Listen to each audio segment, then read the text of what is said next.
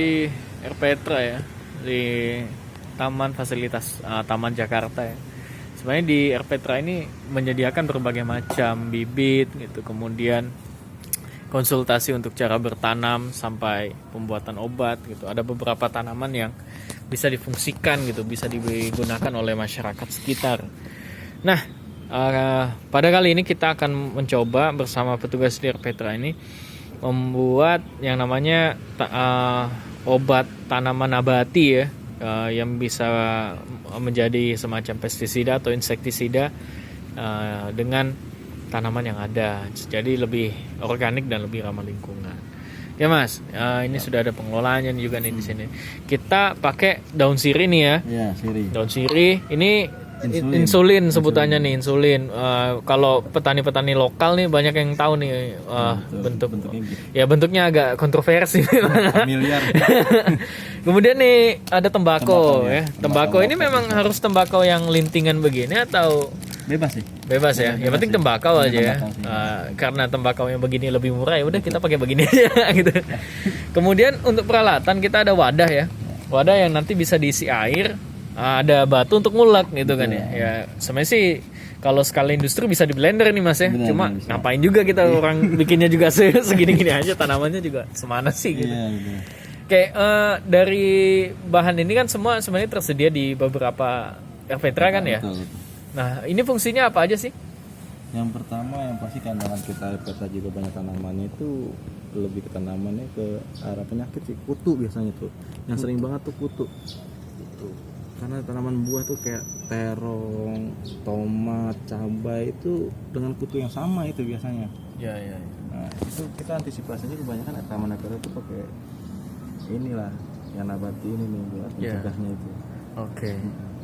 Praktisnya ini tuh dia nggak ada takaran dosis khusus. Jadi semisal ya daunnya harus ganjil, harus berapa lembar, ini harus berapa. Intinya semuat-muatnya wadah. Bahkan katanya lebih pahit lebih bagus gitu ya. Oke, kita coba nih Mas. Mulai dari sirihnya ini dulu ya. Urutannya nggak mesti ya, nggak ada urutan ya. Yang penting masukin aja nggak apa-apa. Itu kita sekarang menghaluskan aja dulu, mau menumbuk lah pasang.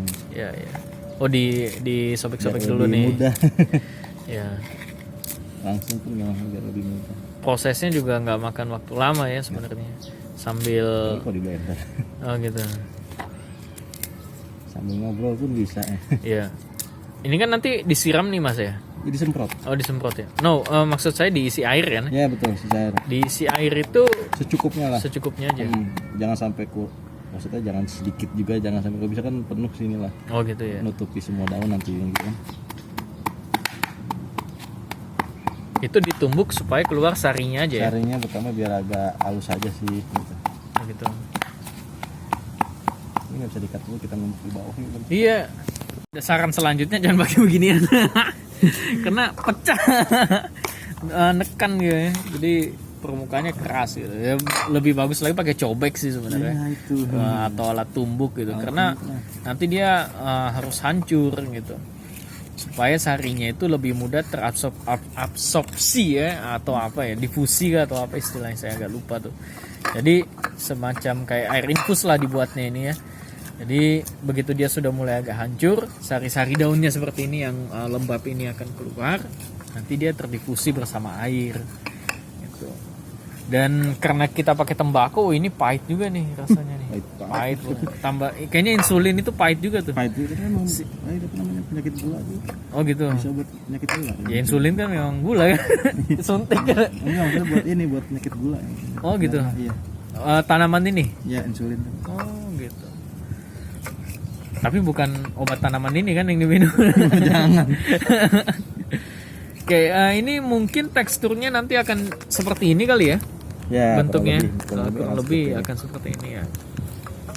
Jadi terus disobek, kemudian diulek sampai keluar sarinya, kemudian nanti next selanjutnya akan seperti apa. Jadi pakai idealnya sih pakai tumbuk, batu, cobek gitu ya. Nah kita sudah sampai ganti lagi nih wadahnya nih supaya bisa mendukung untuk menumbuk-numbuk gitu ya. Ini kebetulan sudah mulai keluar saringnya, sudah mulai halus.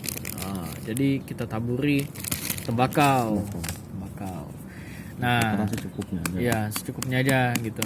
Jadi dirasa cukup ya segitu Ya, gitu ya, ya. intinya sih. Nah, obat tanaman ini bisa dipakai juga untuk mencegah gitu ya. Bisa diaplikasikan langsung ke tanaman. Nah, pada saat proses pengobatan, pengaplikasian pengobatan ke tanaman itu dia memang lebih membutuhkan effort daripada yang pestisida biasa, yang konvensional. Dia harus betul-betul diaplikasikan secara merata, bahkan sampai ke level ketiak daunnya gitu.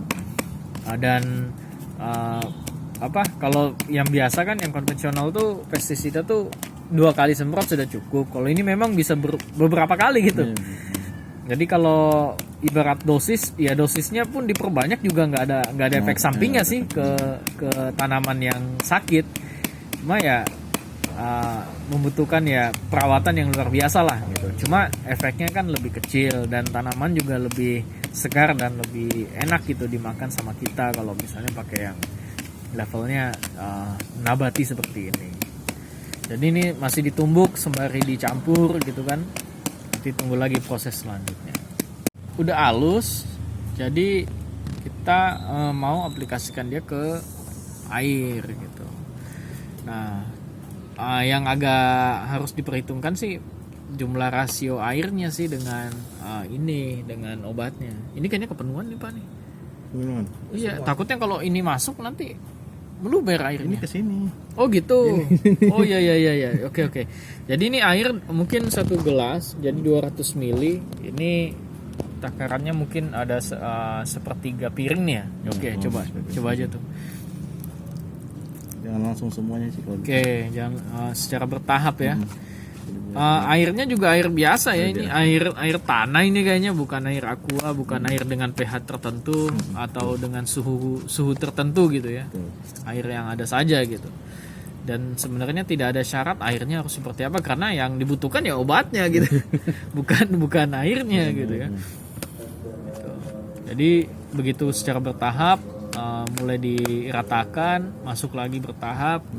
Ini baru selesai setengah, tahap lagi sampai itu sudah mulai keluar tuh sarinya.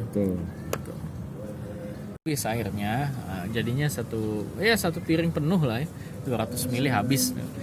Dan ini diendapkan dulu sampai nanti terjadi proses infusnya gitu, dari sari ke air gitu. Nanti ini didiamkannya berapa hari nih? 1 hari Pak. 1 hari 1 malam. Kemudian nanti kita pindahkan airnya ya, kita saring ya. Kita saring, kita ambil airnya aja. Jadi diambil airnya aja, kita butuh penyaring kecil nanti di ini. Kemudian ambil airnya, dan endapannya ini masih bisa diisi lagi. Bisa diisi lagi pakai air, diaduk lagi sampai berapa kali diisi? 2 kali aja ya. Jadi 3 kali pemakaian lah. Oke. Maksimal udah. Oke, pas ketiganya udah cukup, dan udah, ketiganya juga udah nggak terlalu sarinya bagus udah, ya. udah nggak bagus itu. Yang paling bagus. Nah ini kita lagi coba pindahin gitu ya. Tapi nggak pakai saringan aja dulu untuk sementara. Ya, nanti airnya hijau nih begini teman-teman nih. Ini udah sudah pakai. Nah ini yang kuat, obatnya masih kuat nih gitu ya. Secara pelan-pelan gitu. Endapannya pun paling cuma nyumbat di semprotan gitu, yang jadi kendalanya kalau masih ada. Makanya kenapa harus pakai saringan.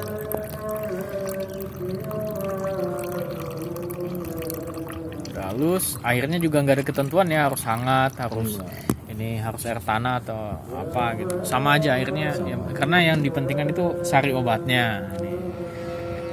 Jadi air biasa aja udah cukup.